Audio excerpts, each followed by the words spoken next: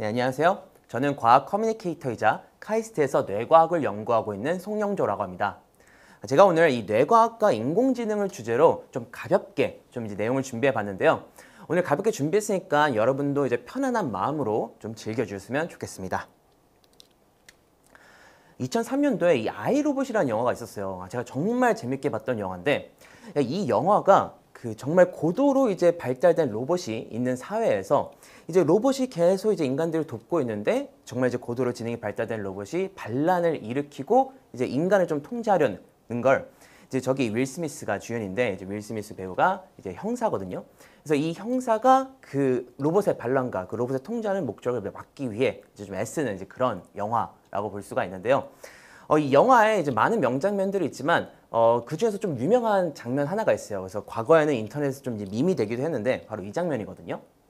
저희 가운데 보이는 이제 로봇이 그 인간의 감정을 가진 로봇이에요. 그래서 이 로봇을 이제 형사가 신문을 하는데 로봇은 결국 이 인간의 행동을 결국 이제 카피하고 이제 베낀 이제 그런 그 기계일 뿐이기 때문에 이 로봇을 하나의 인격체로는 좀 인정할 수 없다라는 말을 좀 하기 위해서 이제 이런 식으로 질문을 던지거든요. 로봇이 교향곡을 작곡할 수 있어?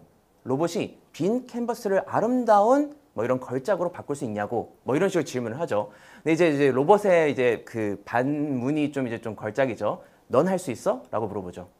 사실 이게 굉장히 심오한 장면이에요. 지금 이 형사는 이 인류가 이루어낸 뭐 그런 인류가 이루어낼 수 있는 그 능력이 어떤 인간의 가치를 결정한다고 이제 말을 하는 거고, 이제 이 로봇이 하는 질문은 어떤 개인이 가진 뭐 능력 이런 게 어떤 뭐 인간의 가치를 말하는 거 아닌가라는 이런 그 질문을 하게 만드는데, 결국 우리의 인간의 가치를 만드는 건 어떤 인류의 능력인가 아니면 인간 개인의 능력인가라는 그런 생각을 하게 되죠.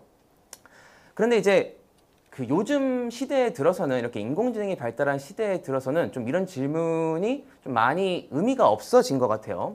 예를 들어서 이제 작년 4월에 나왔던 이제 달리2라는 이제 인공지능에다가 말을 타는 우주 비행사를 좀 더 이제 되게 실사에 가깝게 그려달라라고 하면은 이렇게 굉장히 사실적인 그림을 만들고요. 그리고 이제 그 외에도 좀 이렇게 이 세상에서 현실에서 존재하지 않는 뭐 저 가운데 이렇게 베레모를 쓴 뭐 시바이누 견이라든가, 아니면 저 오른쪽 아래 웰시콕인데 굉장히 판타지스럽게 어떤 성운과 함께 이렇게 그려져 있죠. 이런 그림들이 굉장히 자연스럽게 표현될 수 있다는 걸 이제 우리가 확인을 했었죠. 그리고 또 이제 그 작년에 이게 있었던 일인데, 이제 AI 작곡가 이제 뮤지아라는 이제 그 AI 작곡 서비스가 있었었는데, 이 뮤지아라는 서비스를 통해서 이제 작곡된 곡을 이제 가수 에일리 씨가 이제 부른 적이 있었죠. 한번 노래를 들어보실게요.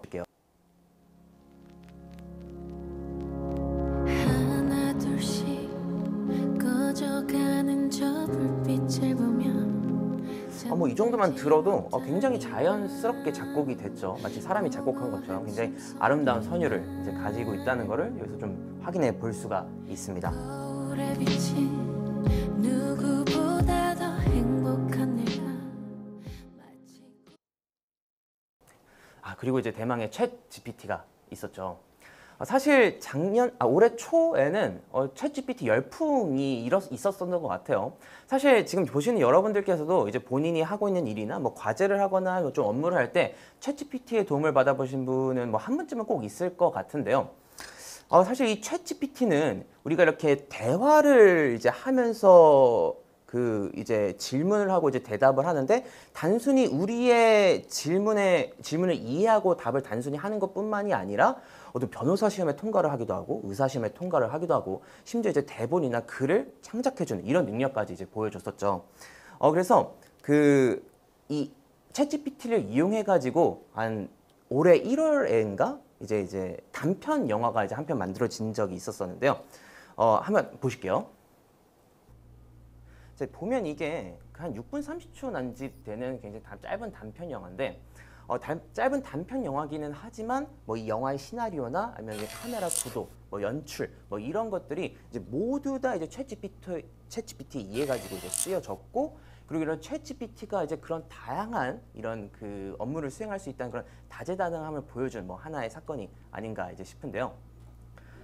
보면은 사실 내용 자체를 보면은 조금 좀 난해하긴 해요. 좀 잘 이해가 안 되긴 하는데 그래도 이 하나의 디테일이 뭔가 챗GPT를 통해 만들어줬다는 게 굉장히 신기한 뭐 이런 일이라고 할 수 있죠. 네, 영화의 이름은 이제 세이프 존이고요.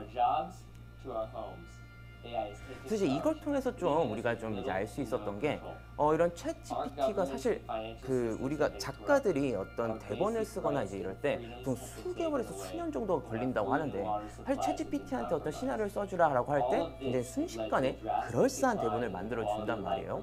그래서 이걸 보면은 굉장히 이런 챗 GPT의 이런 능력이 이런 작가들의 일을 좀 이렇게 대체해 줄 수 있겠다라는 생각을 하게 되는 거죠.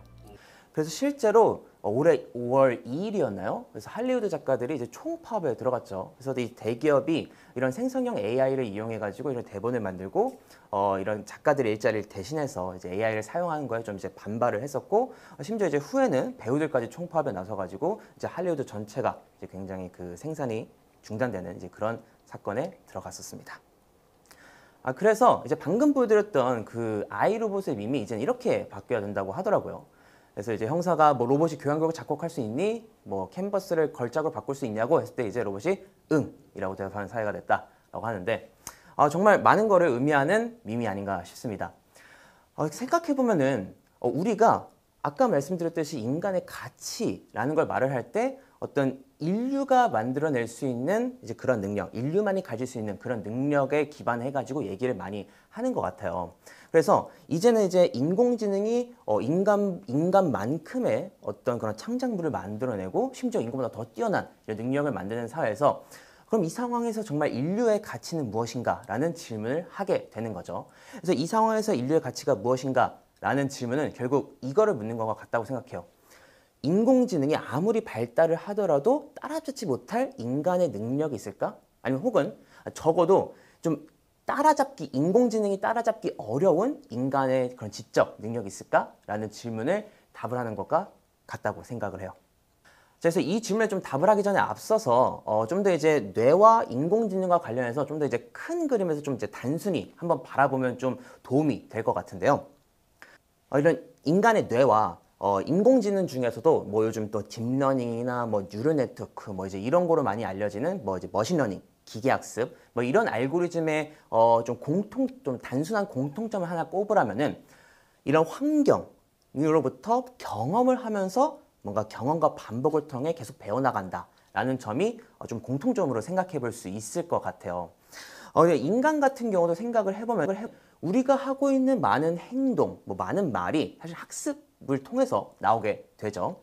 뭐 예를 들어서 특히 어린아이와 같은 경우는 계속 이제 그 환경과 계속 상호작용을 하면서 이제 학습을 하게 되는데요. 예를 들어 가지고 이제 어떤 아기가 이런 뜨거운 다리미 같은 걸 한번 만지고 나면은 이제 뜨거운 다리미는 굉장히 뜨겁고 위험한 거구나를 한번 배우게 되면은 이제 그런 다리미나 그런 뜨거운 거로부터는 좀 이제 멀어지게 되겠죠. 그리고 이제 평소에 이제 어린아기가 이제 말을 하거나 이럴 때 좀 좋은 행동이나 말을 한 경우에는 이제 부모님이 칭찬을 해주고 아니면 좀 이제 나쁜 말이나 나쁜 행동을 한 경우에는 이제 훈육을 하면서 좀 더 이제 사회성이 강화가 되고 이제 좋은 행동이 강화가 되게 되겠죠. 그래서 이런 식으로 인간은 경험으로부터 배우게 되는데 생각해보면은 이 기계학습 알고리즘도 마찬가지예요. 이 기계학습이 이제 경험하는 거는 이제 인간이 주는 데이터가 되겠죠. 그래서 예를 들어서 이런 인공지능이 고양이와 뭐 개 사진을 이제 구분한다고 할 때 이 고양이로 라벨링된 이제 수백 장의 사진과 강아지로 라벨링된 이런 수백 장의 사진을 계속해서 보면서 경험을 하면서 이제 학습을 하게 될 거예요. 그래서 이 경험과 학습을 계속해서 거치다 보면 이제 결국 최종적으로는 이제 고양이와 강아지 사진을 구분하게 될 텐데요. 근데 이건 마치 사실 우리 인간이 고양이와 강아지를 배우게 되는 것 같고 또 어떻게 보면 좀 유사하긴 해요. 인간도 보면은 이게 고양이야? 이게 강아지야? 라는 걸 계속 이제 물어보면서 우리가 학습을 하잖아요. 결국 인공지능도 이런 비슷한 그런 과정을 좀 거치게 되는 거긴 한데요. 근데 사실 한 몇 년 전까지만 하더라도 이제 인공지능이 강아지와 고양이를 구분하는 거는 굉장히 어려운 일이었어요. 생각해보면 우리가 딱 보면은 강아지와 고양이가 뭐가 다른지 우리는 직관적으로 알지만 정확히 어떤 점이 강아지를 정의하고 어떤 점이 고양이를 정의하는지는 좀 말하기가 좀 어려운 부분이 있죠. 심지어 이것도 어려운데 자 이런 사진 어때요? 여러분 지금 치와와하고 잘 보면 머핀이 있어요. 근데 보면은 뭐 검은 콩 3개가 있는 것 같기도 하고 굉장히 비슷하잖아요. 색깔도 그렇고. 근데 보면은 재밌는 건 이제 인간이 이걸 계속 보다 보면은 자세히 보다 보면은 뭔가 다른 걸 확실히 알아요. 이거는 치와와고 이건 머핀이다. 근데 어떤 게 정확히 이걸 구분하는가를 말하기는 또 어려운 부분이 있죠. 사실 제가 지금 뭐 말하기 어려운 부분이 있다라는 거는 좀 더 이제 과학자들 언어로 말하면은 이 둘을 구분할 좀 수학적 표현을 찾기가 좀 어렵다에 가깝기는 하거든요. 자, 이것도 어려운데, 자, 이건 어때요? 이거 푸드라고 치킨인데, 굉장히 이것도 헷갈리죠. 어느 게 푸드이고 어느 치킨인지. 자, 그리고 이거. 이건 정말, 지금 맨 밑에 사진 진짜 헷갈렸어요, 저거. 네. 근데 이것도 자세히 보면은 어느 게 마포걸레고 어느 게 강아지인지 여러분은 확실히 알 수 있을 거예요. 자, 이렇게 정말 수학적으로 정의하기 어렵고 이렇게 논리적으로 어떤 차이를 이제 말하기 어려워서 사실 몇 년 전까지는 이게 굉장히 힘들었지만 이제 최근에 이제 딥러닝이라는 이제 기술이 각광받기 시작하고 이제 발전을 하기 시작하면서 사실 이 문제도 이제 거뜬히 풀리고 있습니다. 지금 보시다시피 이런 강아지 머핀 문제도 뭐 95%의 확률 이상을 보이면서 정말 정확하게 구분하고 있다는 걸 볼 수가 있고요. 또 뭐 강아지, 고양이 사진도 마찬가지고, 이제 심지어 이제 페이스북의 얼굴 인식 알고리즘 같은 경우는 사실 몇 년 전에 이미 그 인간의 얼굴 인식 능력보다 더 그 좋은 퍼포먼스를 보여주기까지 했었죠. 자, 그래서 방금 전에 이 딥러닝 학습 과정을 좀 이제 살펴보면은 결국 많은 데이터를 계속 보고 경험을 해가면서 라벨, 그러니까 강아지, 고양이의 그 라벨과 그리고 그 사진과의 그 패턴, 그 규칙을 학습하는 거라고 할 수가 있어요. 근데 아까 방금 전에 말씀드렸던 챗GPT와 달리2도 사실 어떻게 보면 마찬가지예요. 이 챗GPT도 많은 텍스트를 계속 보고 경험하고 학습을 해가면서 사람들이 넣어주는 그 질문과 그리고 그 응답 텍스트 사이에 결국 그 규칙, 적절한 규칙을 학습해 나가는 거고, 이 달리2 같은 경우도 이 사람들이 넣어주는 그 질문 아니면 뭐 부탁 뭐 이런 문장과 그리고 이런 사진과의 규칙을 배워나가는 거라고 생각할 수가 있죠.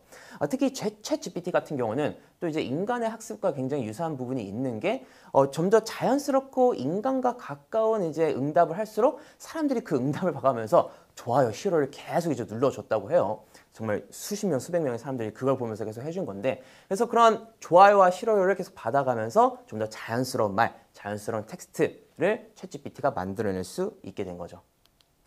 근데 사실 요즘 인공지능이 발전하는 속도를 보면은 인공지능이 따라하지 못할 인간의 지적 능력이 있을까라는 생각을 좀 하게 되는 것 같아요. 사실 이 뇌과학적으로 봐도 인간의 뇌, 뭐 이런 동물의 뇌도 결국은 어떤 그 생물학적인 추론 기계라고 할 수 있기 때문에 뇌과학이 충분히 발전하고 인공지능이 충분히 발전한다면은 그 원리만 우리가 정확하게 파악할 수만 있다면은 사실 인공지능이 그런 뇌를 따라할 수 있는 거는 뭐 큰 문제가 되지는 않을 것 같아요. 근데 뭐 물론 그 뇌과학적으로 보기에 굉장히 구현하기 어렵고 아직도 이해가 잘 되지 않는 그런 인간지능의 많은 부분이 있기 때문에 정말 인간지능의 모든 면을 따라잡는 일은 좀 이제 시간이 걸릴 거라고 생각이 개인적으로 들기는 해요. 그래서 이런 맥락에서 그 1950년도에 이제 앨런 튜링이 이제 튜링 테스트라는 걸 만들어 가지고 뭐 인간의 지능을 테스트하는 그런 그 테스트를 만들었었는데, 그래서 이런 튜링 테스트는 이제 이미테이션 게임이라고도 부르는데요. 이런 이미테이션 게임이라는 이름으로 이제 영화가 나온 적이 있었죠. 그래서 이 영화에서는 그 앨런 튜링이 그 독일 나치의 그 암호기인 에니그마를 해독하는 그런 이제 컴퓨터를 만드는 그 과정을 다룬 정말 재밌게 본 영화였는데요. 그래서 그때 만든 그 암호 해독기는 지금의 컴퓨터의 모태가 되었었죠. 그래서 결국 이 튜링이 만든 튜링 테스트는 이 기계의 지능을 인간과 얼마나 비슷한 말을 만들어내는가를 바탕으로 이제 지능을 테스트하는 이제 그런 시험이었어요. 이런 튜링 테스트가 제가 알기로는 챗GPT에 이게 다이렉트하게 적용된 적은 이제 없는 걸로는 알고 있는데, 사실상 뭐 우리가 써봐도 이 챗GPT가 튜링 테스트를 통과할 거라는 거는 뭐 많은 전문가들이 이미 동의하고 있는 사실입니다. 그런데 이제 이런 튜링 테스트를 근데 통과하더라도 사실 이제 중요한 그 질문이 하나가 있어요. 제가 방금 전에 결국 챗GPT도 어떤 질문과 응답의 그런 규칙을 배우는 그런 단순한 패턴을 학습하는 그런 알고리즘이라고 했는데, 그렇게 단순히 그냥 인풋과 아웃풋, 그러니까 들어가는 값과 나오는 값의 그냥 규칙을 배운 거라면은 정말 그게 그 의미를 이해했다고 할 수 있고 지능을 가지고 있다고 할 수 있을까? 라는 질문이 드는데요. 그래서 실제로 이런 튜링 테스트를 좀 비판하기 위해서 미국의 철학자 존 설이 제안한 이제 중국어 방 문제라는 게 있어요.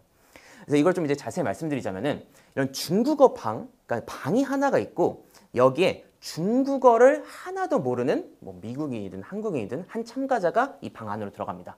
근데 이 방 안에는 책이 엄청 두꺼운 책이 하나가 있거든요. 이 두꺼운 책에는 중국어로 어떤 응답이 들어오면은 이 대답을 해라라는 모든 규칙들이 여기 다 적혀 있어요. 그리고 이제 밖에서 중국어 심사관이 어떤 질문을 써가지고 방 안에 톡 넣어줍니다. 그리고 이제 안에 있는 참가자는 그 질문을 보고 그냥 그 문양이랑 똑같은 걸 책을 막 뒤지면서 찾아요. 그리고 그 중국어 문양과 똑같은 걸 찾으면은 이제 그에 맞는 대답을 그대로 적어서 바깥으로 내보내는 거죠. 그럼 바깥에 있는 그 심사관의 입장에서는 이 방 안에 있는 사람은 중국어를 할 줄 아나? 라고 생각을 하게 되겠죠. 근데 생각해보면 지금 안에 있는 참가자는 중국어를 아는 거예요? 안다고 할 수 없죠. 왜냐하면 그냥 책에 있는 걸 보고 그냥 단순하게 그냥 이 똑같은 문양을 보고 이제 그걸 베끼기만 했을 뿐이니까요. 중국어 자체를 이해한 게 아니라. 그래서 결국 지금 챗GPT에 대해서 이제 이 챗GPT가 이제 지능을 가지고 있는가에 대해서 좀 비판하고 있는 사람들도 결국 이 문제를 얘기하고 있는 거예요. 챗GPT도 결국은 그냥 인풋과 아웃풋의 패턴을 이제 배우는 것일 뿐인데 이 챗GPT가 정말 우리 인간의 언어를 이해한다고 할 수 있을까라는 질문이 하게 된다는 거죠. 네, 그래서 실제로 그 챗GPT가 정말 지능을 가지고 있는가라는 걸 좀 비판하는 그 연구자들의 입장도 결국 이 중국어방 문제와 이제 똑같은 입장을 취하고 있는 거예요. 방금 전에 결국 챗GPT도 이제 입력값과 이제 그런 출력값의 그런 규칙을 배우는 알고리즘이라고 했는데 그런 단순히 그런 그 인풋과 아웃풋의 패턴을 배우는 거라면은 사실 이 중국어방에 안에 있는 참가자랑 다를 게 뭐냐라는 게 이제 그들의 논지인 거죠. 근데 생각해보면은 사실 이런 거를 좀 제대로 느낄 수 있는 거는 챗GPT에다가 뭐 좀 복잡한 수식 같은 거, 그래서 뭐 몇천만 단위를 곱하기, 그리고 또 몇천만 단위를 하면은 굉장히 그럴싸한 숫자를 주기는 하지만 실제로 계산기를 두드려 보면은 그 숫자가 나오지가 않아요. 그러니까 챗GPT는 그 곱하기나 더하기라는 그런 연산을 이해했다기보다는 그냥 그 패턴에 맞는 그럴싸한 답을 내고 있다는 게 되는 거죠. 자, 그래서 이런 이를 바탕으로 좀 생각을 해볼 때 제가 이제 챗GPT에다가 이제 김치찌개 레시피를 알려줘라고 했을 때 이렇게 그럴싸하게 좀 레시피를 저한테 주더라고요. 그래서 이 중에서 뭐 여러 가지 내용이 있는데 한 5번 정도의 뭐 이제 국간장, 설탕, 뭐 소금을 넣고 맛을 조절하세요, 뭐 이런 부분이 있는데 여기서 뭐 소금을 넣고 맛을 조절하세요라는 부분은 사실 생각해 보면은 챗GPT가 이 문장을 만들어낸 건 이 김치찌개 레시피와 소금을 넣고 맛을 조절하는 이런 그 두 문장의 상관관계가 이 챗GPT가 배운 텍스트에서 굉장히 많았기 때문에 이제 나온 것이지 정말 챗GPT가 그 소금을 넣으면은 이 국물의 간이 좀 더 짭짤해지고 짜진다라는 거를 정말 이해했을까라는 의문을 가지게 되는 거죠. 하지만 인간이 누군가한테 이제 레시피를 전달할 때 소금을 넣고 간을 맞춰라고 하면은 그 소금을 넣으면은 그 국물이 좀 더 짜지고 짭짤해진다, 간이 맞아진다라는 걸 우리가 이해하기 때문에 말을 하는 거죠. 사실 이런 면에서 사실 챗GPT와 이제 인간이 말하는 거에 좀 이제 차이가 있을 수가 있는 거죠. 그리고 여기서 또 이제 또 재밌는 게 최근에 또 이제 제가 봤던 그 실험 중에 하나가 방금 전에 챗GPT가 뭐 변호사 시험이나 의사 시험을 좀 통과했었다고 했잖아요. 그래서 그와 비슷하게 이제 경영학 석사들이 이제 그 맞출 만한 이제 그런 문제를 챗GPT한테 줬을 때도 챗GPT가 그걸 충분히 맞출 수 있었다고는 하는데 정말 챗GPT가 그 경영학 내용을 이해했다면은 그 문제의 내용을 조금만 그 문장 구조를 조금만 바꿔도 그 문제를 풀 수 있어야 되겠죠. 근데 웃긴 게 이 챗GPT한테 이 문장의 구조만 조금 바꿔서 넣어줬더니 그 실험에서 낙제를 했다고 합니다. 근데 인간은 정말 이해를 하기 때문에 문장 구조 바뀐 걸로 점수가 크게 달라지진 않겠죠. 그래서 이런 면을 보면은 이런 챗GPT와 인간의 그런 지능의 차이를 좀 살펴볼 수가 있는 것 같아요. 자, 그럼 이 시점에서 좀 이런 얘기를 해볼게요. 저는 방금 전에 말씀드린 그런 인간과 챗GPT의 차이가 그런 인공지능이 따라잡기 어려운 그런 인간의 지능의 그런 면모를 굉장히 보여준다고 생각을 하는데요. 제가 그 대학교에 다닐 때 그 영화평론가 이동진 씨께서 오셔가지고 강연을 한 적이 있었는데 거기서 제가 되게 인상 깊게 들었던 말이 하나가 있었어요. 무슨 말씀 하셨냐면은 어떤 땅을 깊이 파기 위해서는 넓게 파기 시작해야 된다라는 말씀을 하셨거든요. 근데 저는 이 말이 되게 와닿았던 게 사실 우리가 뭔가를 깊게 이해하는 것과 폭넓게 이해하는 게 사실 굉장히 유사한 일이거든요. 생각해보면은 우리가 소금의 예를 다시 한번 들어볼게요. 자, 이제 우리가 소금의 본질에 대해서 우리가 깊이 이해한다는 거는 소금을 넣으면 음식이 짜진다라는 것도 있지만 소금의 화학식, 소금은 이런 그 나트륨과 염소의 그런 화합물로 이루어졌다. 이런 것도 한 본질이 될 수 있겠고, 그리고 소금의 물리적 특성, 소금을 물에 넣으면은 그 물의 어느 점이 낮아진다. 이런 특성들을 폭넓게 알고 있는 게 우리 소금에 대해 좀 더 깊이 아는 것과 가까워지는 거겠죠. 근데 이렇게 소금의 본질을 아는 게 사실 이제 왜 중요하냐면은 우리가 소금의 본질을 알수록 좀 예상치 못한 상황에서 소금을 좀 더 창의적으로 쓸 수가 있을 거예요.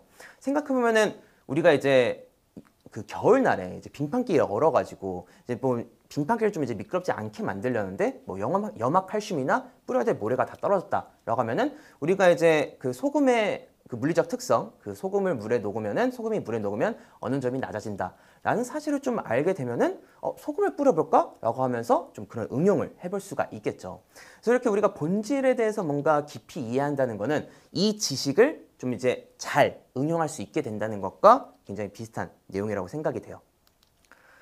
그래서 이와 관련해서 또 제가 굉장히 존경하는 이제 물리학자인데 리처드 파인만 굉장히 유명하죠. 이번에 그 오펜하이머 영화에서도 이제 리처드 파인만 이제 봉고 치는 장면이 나왔던 것 같은데 그 장면 보고 좀 뭔가 감격했던 이제 그런 게 있었었는데 이건 너무 잡담이고. 자, 그래서 이 파인만이 이런 얘기를 했었어요. 나는 아주 어릴 때부터 사물의 이름만을 아는 것과 사물의 본질을 아는 것의 차이를 배웠다. 굉장히 또 심오한 말인데 사실 이건 그 리처드 파인만의 아버지의 영향이 커요. 이 리처드 파인만의 아버지는 이제 파인만이 저 나무 위에 앉아 있는 새를 보면서 저 새 이름이 뭐예요? 라고 물었을 때 그 새 이름을 가르쳐 주는 걸로 끝나는 게 아니라 저 새가 지금 막 깃털을 다듬고 있는데 왜 다듬는 걸까? 그 사물 그리고 그 동물이 하는 행동과 속성을 가진 이유에 대해서 계속 질문을 던졌던 거죠. 그리고 이제 그런 질문을 던지고 이제 그런 거에 대해서 집요한 호기심으로 파고드는 그런 리처드 파인만의 면모가 그 리처드 파인만이 정말 위대한 물리적 업적을 만드는데 굉장히 중요한 기여를 했다고 생각을 해요.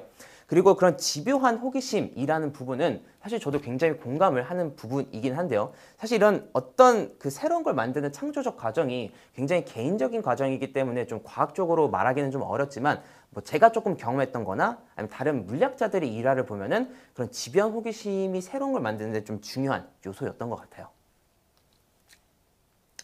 근데 사실 그 어떤 우리가 새로운 아이디어를 만든다는 거는 굉장히 어려운 일이에요. 이런 창조적 사고를 연구하시는 분들의 말에 의하면은 이 창조적인 사고는 굉장히 그 두 가지 상반된 프로세스의 상호 과정에 의해서 만들어진다고 합니다. 그중 하나는 이제 확산적 사고. 이 확산적 사고라는 거는 이제 브레인스토밍과 같이 좀 황당할 수도 있고 굉장히 다양한 아이디어를 이제 계속 만들어내면서 확산시켜 나가는 그런 과정을 말하는 거고, 그리고 수렴적 사고는 어떤 한 아이디어가 있을 때 그걸 정말 현실화시키고 구체화시키는 그런 논리적인 과정을 이제 말하는데요. 그래서 이 두 과정이 상호작용이 되어야 이제 창조적인 과정이 일어난다는 겁니다. 근데 이제 이 두 가지 과정을 좀 따로따로 놓고 보면은 사실 어떻게 보면은 이 두 과정은 뇌과학적으로 훈련할 수 있는 부분일 수도 있어요. 자, 사실 방금 전에 말씀드린 그 확산적 사고는 우리가 평소에 말하는 그런 창의성, 독창성과 좀 이제 많이 연관이 되는 부분인데 그걸 테스트하는 그 방법 중에 하나가 바로 이거예요. 한 1에서 2분 정도의 시간 제한을 주고 딱 이렇게 단어 하나를 줘요. 그리고 지금 벽돌이 있죠. 이 벽돌로 할 수 있는 행위가 무엇인가를 자유롭게 써보게 하는 거예요. 예를 들어서 지금부터 한번 그냥 간단히 생각해 볼까요? 벽돌로 뭘 할 수 있을까요? 집을 지을 수 있겠고, 너무 당연하게 뭔가 받칠 수 있겠고, 뭔가 고정할 수 있겠고, 좀 더 황당하게 생각을 해보면은 벽돌을 갈아가지고 모래로 만들어서 빙판길을 미끄럽지 않게 만들 수도 있겠고, 이런 다양한 걸 생각해 볼 수가 있죠. 자, 근데 여기서 또 재밌는 게, 자, 제가 이 영상을 보여드릴게요. 한번 여러분도 다 같이 이 영상을 한번 봐주실게요.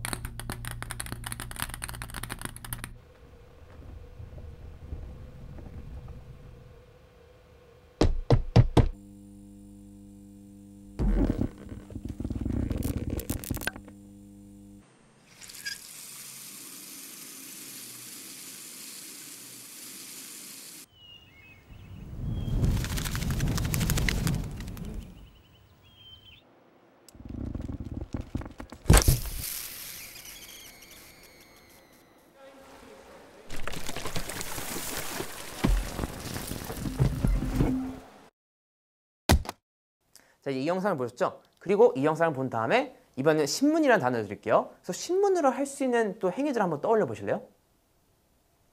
뭐가 있을까요?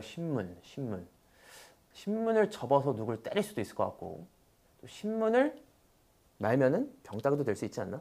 뭐 이런 여러 가지 생각이 드는데 어때요? 방금 전 영상을 보고 난 다음에 조금 이거를 생각할 때 뭔가 좀 더 사고가 유연해진 느낌이 혹시 드시나요? 사실 실제로 이걸 이제 실험한 또 연구진들이 있는데 방금 전 영상을 실험하진 않았고 어떻게 했냐면은 그 피험자들한테 VR 기기를 씌워가지고 방금 전에 보여드렸던 것처럼 뭔가 물리법칙에 완전히 어긋나는 걸 계속 경험하게 사람들한테 시켰던 거예요. 그랬더니 물리법칙에 완전히 어긋나는 그런 VR을 경험한 사람들이 좀 더 이런 창의력 테스트에서 좀 높은 점수를 받았다고 합니다. 뭔가 우리의 고정관념을 깨는 경험을 하는 게 우리의 그 고정된 사고를 좀 더 유연하게 만들어 준다고 생각해 볼 수가 있는 것 같아요. 근데 이것뿐만 아니라 더 간단한 것도 된대요. 자, 여러분 아침마다 여러분들 중에서도 그 아침에 이렇게 빵에 잼 발라 먹고 이제 출근이나 등교하시는 분들이 있을 거예요. 근데 이런 식빵에 잼을 발라 먹는 방법만 조금 바꿔도 이런 창의력 테스트 점수가 올라간다고 합니다. 보통 이제 잼을 바를 때 어떻게 바르세요? 빵 놓고 숟가락을 퍼서 위에다 바르죠. 근데 어떤 날 이렇게 해보는 거예요. 잼을 접시에다 바르고 거기다가 빵을 뒤집어서 찍은 다음에 먹어보는 거예요. 이것도 실제로 실험을 해봤다 그래요. 이런 빵에 잼을 바르는 것보다는 조금 더 복잡한 음식이긴 했어요. 좀 더 뭐 후레이크를 뿌리고 뭐 이러긴 했는데 이제 그 평소에 만드는 방법이 아니라 그걸 완전히 바꿔서 그 음식을 만든 다음에 그걸 먹고 이제 뭐 나가게 한 거죠. 그랬더니 단순히 이제 그런 경험을 하는 것만으로도 방금 전에 했던 그런 창의력 테스트에서 점수가 올라갔다고 합니다. 그런 약간 우리가 평소에 겪지 않는 그런 황당한 경험을 하는 게 또 우리의 유연한 사고를 또 늘려주는 것 같죠. 그리고 그뿐만 아니라 그 외국 여행이나 그런 이제 우리가 평소에 겪지 않는 그런 불편함이나 그런 어려움을 또 겪는 게 이런 유연한 사고를 만드는 데 또 이제 도움이 된다는 연구 결과도 있습니다. 자, 이제 이런 식으로 그런 확산적 사고는 이런 여러 가지 다양한 경험을 통해 가지고 뭔가 좀 더 유연하게 만들 수 있는 것 같아요. 근데 아까 말씀드렸듯이 창조적 사고는 이런 확산적 사고에서만 나오는 게 아니라 수렴적 사고가 이제 같이 있어야 되는데 이제 수렴적 사고는 사실 이제 논리적인 사고이기 때문에 우리가 많은 지식을 얻고 이제 논리적으로 많은 훈련과 경험을 통해서 이제 만들어야 하는 걸 거예요. 근데 여기서 이제 중요한 게 확산적 사고와 수렴적 사고가 어떻게 보면 좀 서로 상반되는 거예요. 확산적 사고는 좀 뭔가 약간 황당한 상상을 하고 좀 비이성적인 이제 그런 내용을 계속 뭔가 우리가 프로세스를 해야 되는데 수렴적 사고는 굉장히 논리적으로 좀 냉철한 이성이 필요한 사고죠. 또 생각해보면 우리가 지식을 얻으면 얻을수록 좀 지식의 저주라는 그런 표현이 있잖아요. 뭔가 오히려 고정관념에 갇히고 새로운 사고를 못할 수도 있고 그리고 오히려 우리가 아는 게 많아질수록 또 호기심이 줄어드는 경향이 또 있다고도 합니다. 그래서 이런 두 가지 사고를 사실 모두 하는 건 굉장히 어려운 일이고 그렇기 때문에 이 두 가지 사고를 이용해 가지고 그 창조적인 활동을 하는 거는 굉장히 시간이 오래 걸리는 일이고 어려운 일이에요. 자, 그렇기 때문에 생각해 보면은 이제 에디슨 같은 경우도 그런 그 전구를 발명하는데 뭐 1000번의 실패를 했다고 하잖아요. 어떻게 보면 그 에디슨도 이런 확산적 사고와 수렴적 사고를 계속해서 반복해가면서 황당한 상상을 하고 그걸 실현시켜보고 그게 안 되는 거 확인하고 이런 과정을 계속해서 거쳤겠죠. 근데 여기서 이제 중요한 거는 이 두 가지 사고를 하는 과정이 굉장히 고된 일이기 때문에 그러니까 단시간에 보상을 얻기가 어려워요. 그래서 이런 단시간에 우리가 뭔가 그 일을 해가지고 성취를 얻는 거는 이제 외재적 동기라고 하죠. 아까 방금 전에 챗GPT를 말씀드렸듯이 사람들이 바로바로 이제 하는 대답, 그 질문에 대답을 했을 때 좋아요, 싫어요 누르는 거. 이거 바로 외재적 동기죠. 근데 이제 외재적 동기만으로는 사실 방금 전과 같은 그런 창조적인 사고를 하는 건 사실 굉장히 어렵죠. 그렇기 때문에 방금 전에 이제 그 파인만 사례에서 알 수가 있듯이 어떤 그 사물의 본질에 대해 계속해서 호기심을 가지고 이 질문을 하는 것 자체에 내가 그런 동기를 느끼고 보상을 느껴야 결국 창조적 사고에 가까워질 수 있다라고 할 수가 있어요. 그래서 그런 우리가 이제 그 어릴 때부터 외재적 동기뿐만 아니라 그런 내재적 동기에 의해서 우리가 좀 이제 그런 행동하고 동기부여를 당하는 것을 계속해서 훈련하고 경험할 수 있으면은 그런 창조적 사고를 하는 것에 가까워질 수 있다는 거죠. 그리고 사실 지금까지 말씀드린 그런 그 확산적 사고와 수렴적 사고를 동시에 하는 것, 그리고 이런 내재적 동기를 만들어내는 것은 사실 지금 뇌과학적으로도 이게 어떻게 되는지는 확실하게 우리가 아는 거는 많이 있지가 않고, 그리고 인공지능 그 연구 분야도 생각을 해봐도 이걸 하려는 그 시도가 여럿 있기는 하지만 좀 확실히 어려운 부분이 많을 것 같아요. 그렇기 때문에 제가 생각하기에는 이런 그 내재적 동기를 유도를 하고 그리고 이런 창조적 사고를 하는 과정은 정말 마지막까지도 정말 인공지능이 인간 지능을 따라가기 어려운 부분이 아닐까라는 생각이 듭니다. 자, 그래서 마지막으로 이제 그 아인슈타인의 말로 이제 끝내고 싶은데요. 아인슈타인이 이런 말을 했대요. 나는 특별한 재능이 없다. 열렬한 호기심이 있었을 뿐이다. 방금 전에 제가 말한 그런 인류의 가치, 어떤 내재적 동기를 느끼고 그런 끝없는 호기심을 통해 창조적 사고를 하는 과정이 정말 인공지능과 인류를 구분시키는 그런 그 힘이 아닐까라는 생각을 하게 됩니다. 네. 네, 지금까지 저희 강연 들어주셔서 감사하고요. 네, 그러면은 이제 여러분도 오늘 강연을 통해서 이제 많은 것을 얻어가셨으면 좋겠습니다. 감사합니다.